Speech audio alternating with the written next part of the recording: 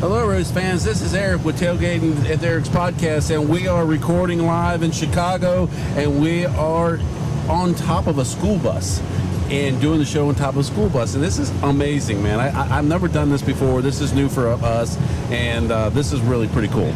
And I got some really cool guests on my show I've never had before. Thank you. And I got Shannan and Lisa Bartlett. Bartlett, yes. And they are from Australia. Wow. I mean, we never realized that we had NASCAR fans. I never knew we had big NASCAR fans in Australia. So tell me, I mean, I got to know, how did you guys get into NASCAR? I first got into NASCAR pretty much when Marcus Ambrose was come over here and started racing. Oh, really? Yeah, Marcus was one of my favourites over in Australia. Uh-huh. Yeah, so when he moved to NASCAR, I wanted to see him do well, you know. Yeah. Fly the Aussie flag and have a good dig. And he did well, you know, with the equipment that he had. Yeah. Yeah, and then always wanted to come over and see a NASCAR race. Always been into ovals. Right. But mainly dirt track racing. Right.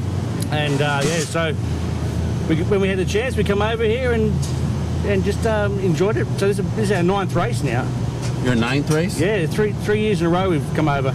Really? Yeah. So you guys fly all the way over here and for a NASCAR race from Australia? Mostly for NASCAR, yeah. How long is the flight from Australia to here? Depending, usually about 22, 24 hours. Yeah, by the time we change planes and everything. Wow, yeah. That's true fans. I mean, I got to tell you guys are true fans. I mean, as much as Barbara and I, you know, we travel around and been doing this whole trip and traveling around doing all these races and stuff, but that's unbelievable. I mean, you guys come all the way over, and I heard you guys always come over here and meet Mike and everything over here at Black Betty. And absolutely, yeah. Well, we met Mike on his maiden voyage with Black Betty down in Talladega, right, in the infield, and Lisa was posting in the tailgating page, and Mike spotted us with the hats on, and he called us up, and the rest is history. You know, we've been good mates ever since. So how many races do you come in a year? Do you usually just come to one race a year, or do you come over to quite a couple of them a year? No, we try to do as many as we can. So this is with 3 this year. Oh, you're doing 3 this year? Yeah. So what 3 what 3 are you doing? Well, this is our last. We did Michigan, Pocono, and Chicagoland's our last. Oh, really? And you guys going back home? Sort of. Then we're going to go and watch the sprint cars at Eldora. Oh, okay. Yeah. Yeah, that'd be pretty. That's cool. That's Tony Stewart's track over there. Yeah, go see the King's Royal. Yeah. 4 days of camping there. Yeah, that's cool. So when are you going back to Australia? Late July and early August. I fly back on the 21st, but he gets to stay for a little bit longer. Yeah. Oh, really? Yeah. Okay. So are you going to come back next year? Definitely. That was quick.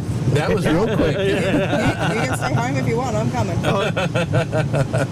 So I see that I talked to you yesterday, and you told me you're an SVG fan, right? Yes. And it looks like you must be a Ross Chastain fan. I am. So are you an SVG fan too? I'm a new SVG fan, yeah. Okay. We didn't really like him in Australia, but, I mean, he's the closest we've got to someone. Right. So to represent, to represent down under over here. So yeah. So tell me, so what do you got? So what do you do for a living in Australia? I'm retired. You're retired? Yes. And Lisa? I work in childcare. In what? Like daycare. Oh, okay. Yeah. Okay. So you guys come over here to all these races. What races are you going to next year? We haven't even planned that yet. We'll get home. We'll get home. We'll plan it, and we'll just work out. Our first year we did Martinsville, Texas, Talladega, and Darlington. Right. And we also went to an IndyCar race at Barber Motorsports. Oh, wow. Yeah, it was really cool too. Yeah, that's pretty cool. Yeah. So, out of all the tracks you've been to so far, which one is your favorite? Has to be Talladega. I like Michigan. Yeah, okay. Yeah. Talladega for me. Talladega for you? Yeah. It's a party. It's a hell of a party. I mean, and I like about it is I like Talladega too, and I got some good friends over there in Talladega. So we go in the fall. We go every year in the fall, and you have Dega Nation, which is over in Turn 2. Yeah.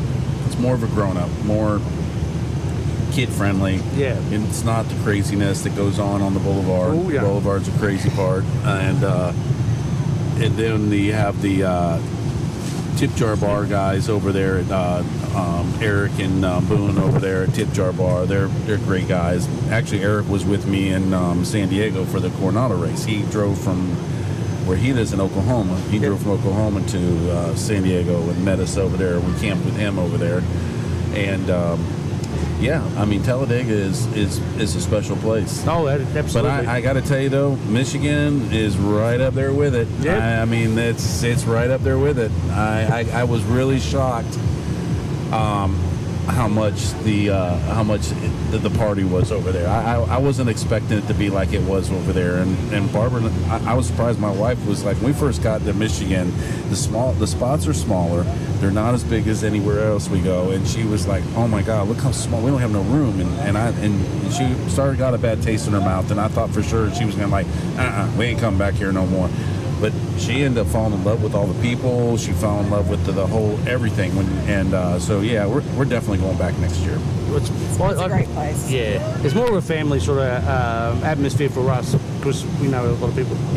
So can I make you a recommendation for you guys for next year? Sure.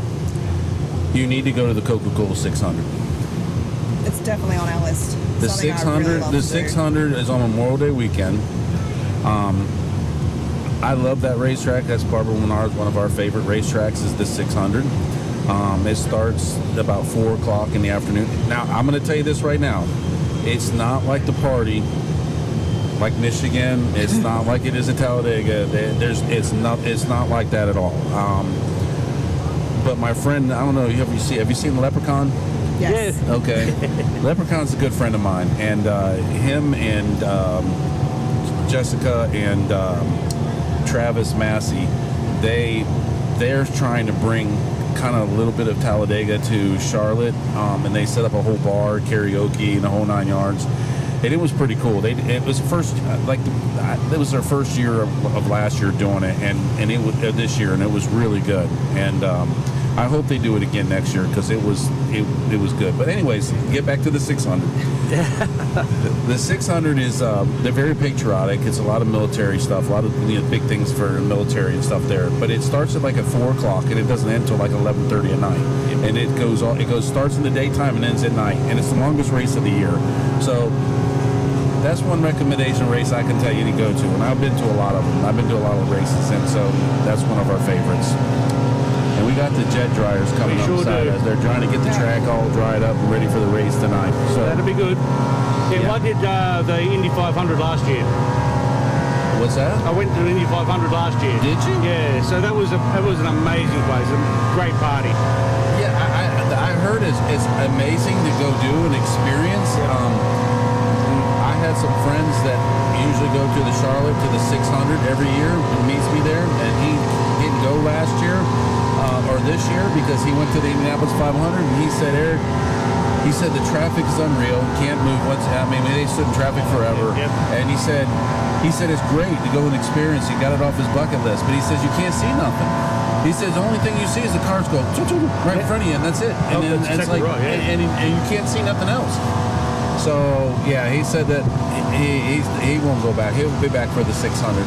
That's what's great about these tracks is you can actually see the whole thing. You can see all the races. Yeah. I was surprised being on top of this bus and being able to see the whole racetrack and being able to see all the cars go around and come back around and everything.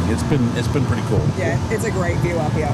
Yeah, it is. We had one of the crew chiefs were up here the other day, and we pointed out what the elevation difference between the back stretch and the front stretch. Yeah. And he said, when you get up here and have a look, you can actually really notice how much the elevation change is. Yeah. So we'll do something different in the race for that.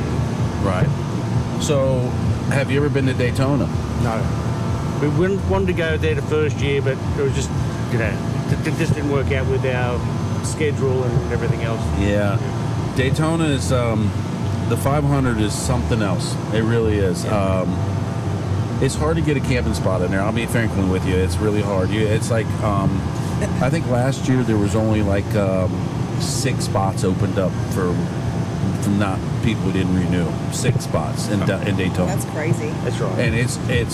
And I mean, Daytona is like the 500 is like they go all out for it. Like one year they didn't do it last year, but a couple years, 3 years ago, they built a full-blown Wendy's in there. A Wendy's. Yep. They bring a Wendy's food truck in, and they build this whole like store-looking thing around that food truck. You go to Wendy's, they were giving you a free cheeseburger, fries, a Frosty, and a drink, and you can go as many times as you want in a day. Yeah, we actually saw that. Talladega the first year. Yeah, and it was like, man, I'm telling you what, I was so sick of Wendy's after Daytona. I didn't eat Wendy's all year the following year. But you know what? When they set it up again the next year, I was right back there eating all that Wendy's again. You know, so yeah, it's pretty cool. But they didn't do that last year, and a lot of people were bummed that they didn't do it last year. And so Wendy's, if you're listening, please come back to Daytona. We loved it, and. So they had Chef Boyardee. They were going around giving Chef Boyardee's little things. Oh, that's good too. Yeah. They were giving all their flavors, all their different Chef Boyardee stuff, and it was pretty good. We stocked up on a bunch of Chef Boyardee. But anyways, yeah. The camping spot. So we got a good mate who is very influential, and usually finds a camping spot for us no matter where we want to go. Yeah. I mean, that's good. So, all right. So tell me, I'm trying to think of what else you guys come all the way from Australia, and you come here to watch all this NASCAR racing. Absolutely. And of all the, I'm trying to figure out how to ask this question. Is if you come back next year, which ones would you want to go to? Talladega for sure.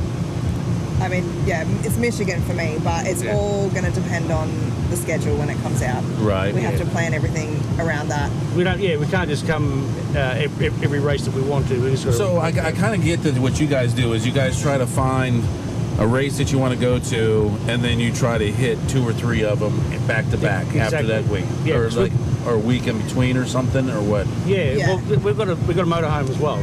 Okay. So do you keep the motorhome here? Yeah. Mike looks after the motorhome for us up in Michigan. It stays with Black Betty. Yeah. Oh, really? Yeah. Okay. Yep. So I usually fly into Traverse City, and then Mike will pick me up from the airport, and I spend a week making sure the vehicle's ready, and then we go. So you're the one he was telling me about that flies in, gets everything set up, and then you come in later, and then you guys then take off in the motorhome, and then you come back, park it at Mike's house, and then you go back early, and then you go back a little bit later because you get everything cleaned up and everything. Exactly. Wow. And then you guys just leave the motorhome there at Mike's, and then when next year comes, you'll fly in early and do it all over again. Exactly. Just little repair jobs that need to be done after the winter because it's pretty harsh up there.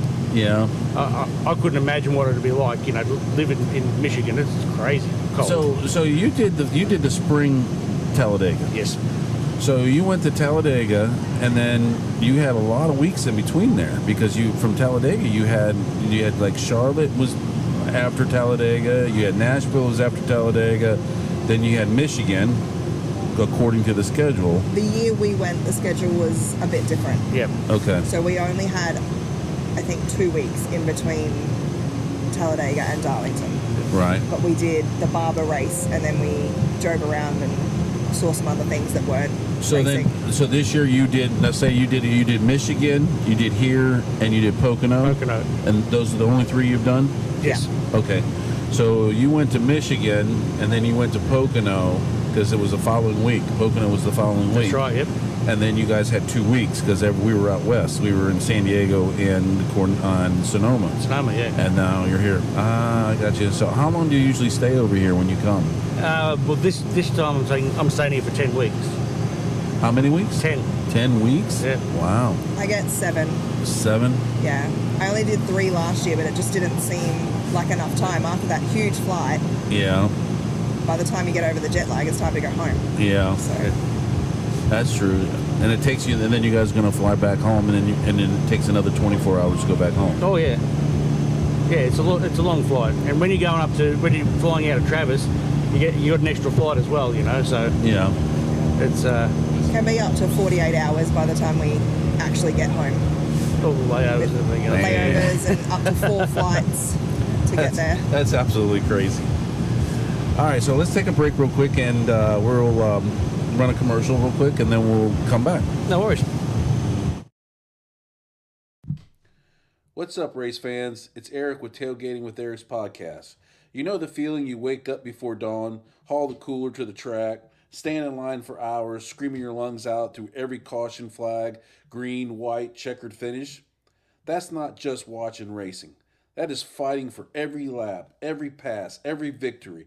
And when the checker flag finally drops, you earn that ice-cold reward. That's why Modelo Special is different for us. Brewed with that same fighting spirit, pure, crisp, no shortcuts. It's the beer that says we showed up, we battled, and now we celebrate. The next time you are tailgating at a speedway or rewatching the epic duel on TV, reach for a Modelo. Raise it high for the driver that never quits. Modelo Special is the mark of a fighter. Find it wherever a great beer is sold, or better yet, stock that cooler before the next green flag. Salute, race fans. All right, we're back on air. All right, so I know you were probably listening to the last show, and you were back behind me. I was. Yeah, and I don't know if you heard, we do an award on the show every year, and we started it. Technically, we started it this year because we're talking about it on the podcast, but a couple shows in the back last year, we started talking about it, doing an award, and a lot of people had reached out and said that they wanted us to give the award to who we kept saying would have won it last year, which was Denny Hamlin. Yep. So the award it's called the Full Throttle Award, and the award is for whatever driver we feel that went all balls out to win a championship. And he might win it, he might not win it. So I'm asking all our guests and all our fans, who do you think deserves the Full Throttle Award this year? Because we're halfway, pretty much close to halfway through, and we want to see what people think. That's a tough one. I don't know why you're looking at me. You go first. No, you go first. Ladies first, always. I don't know. I mean, Ross? No. I don't want to say it, but I mean, there's a lot of them out there. Yeah. He's up there. He's up on my top of my list. Then he's definitely doing a repeat for the award, because we gave him the 2025 award in Charlotte, and it's on the YouTube channel. So if you guys want to see the YouTube channel, you can watch that show. When we did it, we went and gave it to him, and he really enjoyed it. He loved it. He loved it a lot. We can't give it back to him again. Why not? I mean, if it's got, I get it. I get what you're saying, but I mean, he's winning. He come from behind. Tyler Reddick was 6 races ahead, won 6 races. Oh, yeah, and was way ahead in the points, and now Denny's taking the lead. I wonder if he's actually doing something with Tyler Reddick's car in the shop, so he doesn't win anymore, eh? You can't be winning that. I own this bloody team, Yeah, we're taking a little tweak out here, a little tweak out there. Yeah, need to be a couple of horsepower. Yeah. I would like to say probably the most improved. No, that's whoever you think is racing the hardest to win a championship. I reckon Van Gisbergen's racing the hardest at the moment. Who is? Shane Van Gisbergen. Do you think SVG? Yeah, I don't know if he's going to win the championship, but I think he's given it 110% every race. Yeah. I think the team's let him down a little bit with the lack of speed in the cars. But yeah, I honestly think that he's pushing harder than anybody else to get to that stage where he can actually run for a championship against the best of the best. I mean, SVG has been, I got to say, he's improving on the ovals. He's getting faster. He's getting faster and better. He's not laying in the back as much as he used to be. No. And you can see he's actually pushing it. The car's getting sideways and a bit squirrely here and there, and so he's got right on the edge of what he's got. Yeah, I agree with you. I think that maybe Trackhouse is struggling a little bit on the big oval course, but I think they have the road course down pat. because SBG's pretty solid, and so is Zilich. Zilich is really good in there too, and you know he's a good road course racer. What's that? Zilich just needs some luck. He's had no luck at all this year. I know. He's been caught up in everything, poor bugger. But he's a talent for the future. There's no doubt about it. Yeah. He'll be a champion one Give him day. a couple of years. Yeah, I think so too. I think I think he needs a couple more years of practice. I think what they're doing with Zilich is because this is his first year in the Cup cars. Yeah. And he did so well in the O'Reilly series, which was called the Xfinity last year. Yep. I think what they're doing is they're just trying to keep him, let him get laps, let him build his confidence up, getting laps, running with the big boys, and letting him just stay in the back a little bit, just kind of get the laps in. And then I think next year, I think you're going to see a whole different Zilich next year. I think he's going to be a lot better. Yep. So, yeah, that's my opinion. So I got to ask, I got to ask about the green hat, the green Aussie hat. With all the strings hanging down with little cork things on it. So in Outback Australia, we wear those, keeps the flies away from your face. They swing and it just shooes the flies away. Seriously? Yeah. Yep. They're that bad. You'll be covered in flies in 5 minutes after getting out of the car. In your eyes, They nose, are mouth, thick. everywhere. Yep. The flies are that bad? Oh yeah, absolutely. You'll swallow them because they're all over you. So I don't know if you ever seen the little trick that we do here and down in the South. Is what we do is we take water and stick them in Ziploc bags. Yep. And hang the Ziploc bags in the water. And what happens is when the flies see it, when the water, it messes their eyes up and they won't go near it. Now that's a good trick. All the farmers do that in the barns. Oh yeah. Yeah. They put water in Ziploc bags and they hang them all over in the barn, and the flies, they don't like it. They don't like the book when they see themselves in it. Well, there you go. Any Aussies listening? There's another trick you can use too, eh? But I like that though. I was like, I couldn't understand what with all the things were hanging down, what it meant. But that's so you guys have a lot of flies in Australia, Especially in the outback, yeah. Yeah. Oh, really? Where it's drier, any sort of moisture, they're straight on you. Yeah. But I got to tell you guys a story, and it just popped in my head.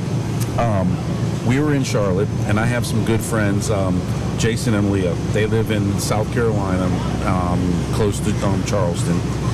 Great friends. They love to go to the races as much as I do. And they actually sponsored a car, and they have their hard card so they can go in and everywhere, all that kind of stuff. So he's got this place that he goes to down where he lives, and they sell exotic meats. And he brought me in and brought a bunch of it, and we had it over in Charlotte while we had the race going on TV and all this stuff, watching the race on top of the camper. And he brought it over, and he had elk and he had kangaroo. I'm going to tell you what, kangaroo is pretty good. Absolutely. I don't mind eating a bit of Skippy. What's that? I don't mind eating a bit of Skippy myself. I tried the elk, and the elk tastes gamey to me. But I'm telling you what, kangaroo, I was like, are you kidding me? This is kangaroo. It tastes like steak. I mean, it's really good. Yep, got to eat it rare though. You got to eat it rare? Yeah, otherwise it gets a bit chewy. It gets a little bit chewy if you cook it too much. But yeah. I like the emu too. You love what meat? Emu. Emu, what is that? That big bird. You guys call them emus, but they're actually emus. Yeah. Oh my God. So that's good eating too. Really? Yeah, that's like a steak. Yeah. And I mean, crocodile's pretty good too, but I guess it tastes pretty similar to alligator. Yeah. All right, well, we got to take another break real quick. Let's run this last commercial. Hey, race fans. It's Erik with Tailgating with Erik's podcast. Life can move pretty fast sometimes, almost as fast as a NASCAR race.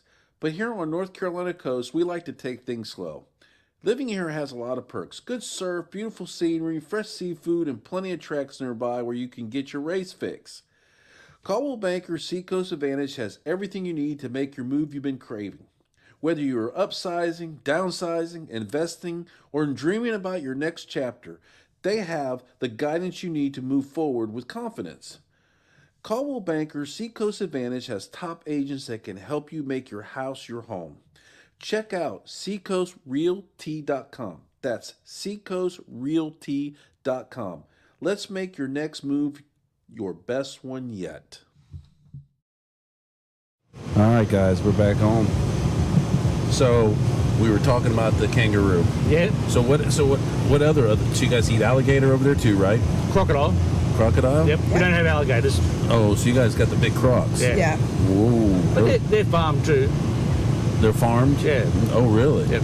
And they farm kangaroos too? No, they just shoot them. They just shoot them? They shoot the wild ones, yeah, usually, I think.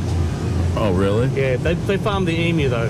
So, I mean, does kangaroos just run around, like, just in the wild? Is that what they run around in the wild out there? There's heaps of them. There's what? Heaps of them. Lots. Heaps of them? Lots, Heaps. yeah. Really? Yeah. And so, do they, like, run across the road while you're driving? All the stuff? time, just like deer over here. There is so much roadkill over Australia. Really? Oh, yeah. That's why every time I see the people in Australia, they got those big brush bars on the front of their cars. Absolutely, yep. They hitting one of them? Yep. Wow. Look, a lot of people talk about putting roadkill in meat pies, but it's not. Well, not that I know of anyway.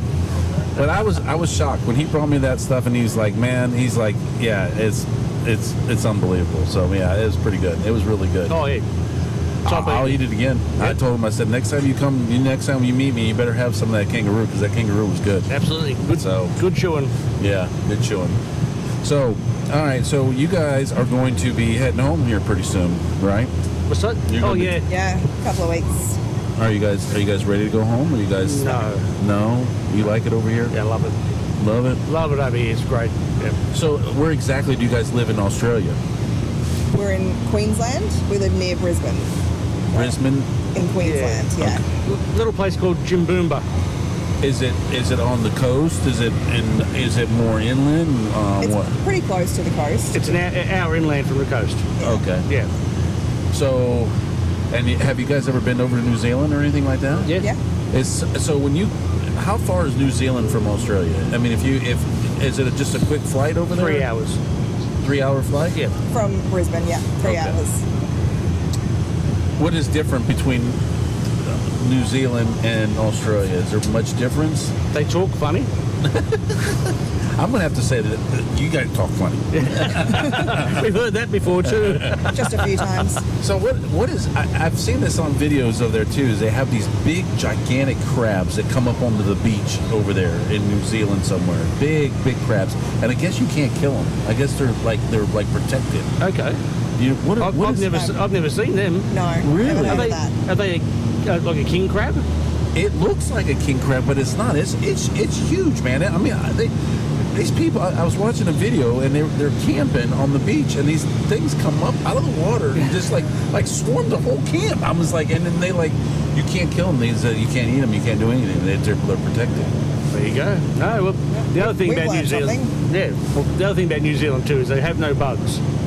No bugs in New Zealand? Very few. No flies or nothing? No, nothing like that. No snakes. Seriously? No snakes? Yeah. Well, I think they've got one. Very few spiders. Yeah, it's pretty tame in New Zealand. Wow. Yeah. That's pretty cool. Yeah. So if you're worried about going over to Australia with snakes and spiders and all the rest of it, go to New Zealand. I need to come. Barbara and I need to come over and visit you guys in Australia. Why not? Yeah. Yep. We would definitely come over. You should do there. a podcast at Bathurst one year. Oh yeah. The Bathurst 1000. Yeah. That'd be cool. Absolutely. I would do that. I would have to figure out how to get all my equipment over there, but yeah, I would figure it out somehow. I'd put it all in a suitcase and pack it all up. That's a great race. Yeah. Well, guys, we're getting to the 30-minute mark. Is there any last words you would like to say? We do have a little, is it Instagram? Yes, it is. A little Instagram page called Koala. Okay. Yeah, it's basically me doing silly stuff in a koala suit. Right. If you want to see what this guy gets up to while he's at these races, give it a follow. It was funny because we were over here when we were doing the pub crawl, and that storm came in. Oh, yeah. And my wife was down there holding all the stuff, and then all of a sudden I see this little koala bear running down the street to like his spot, and it was so freaking funny. Those little legs just moving, and it was I was rolling over there laughing at you when you were running. I only made it halfway up there. The wind was that strong. I had to go and hide behind a car. It'd blow you away, blow you down. Yeah, it almost did. Almost went over backwards. If you think that's funny, you definitely need to have a look on that page. He's done some things. Yeah, I'll definitely have to do that. I'll have to get it, and so I'll start following you guys. Yep, sounds He went cool. down Talladega Boulevard wearing it. Oh, really? The first time Mike and I actually met. Yeah. Oh, my God. Yeah. It was hilarious. All right, guys, this is it. So I just want to tell everybody out there that if you're watching, please go down and subscribe to Tailgating with Erik. And also want to thank Rick with Black's Tire for everything he does for us. So thanks a lot, guys. Thanks a lot Erik. for coming on there. And Thanks for having us. First time ever we have people from Australia on the show. Oh, cool. Yes. All right, well, guys, this is Erik with Tailgating with Erik's podcast, and this is Thunder Roll rolling out.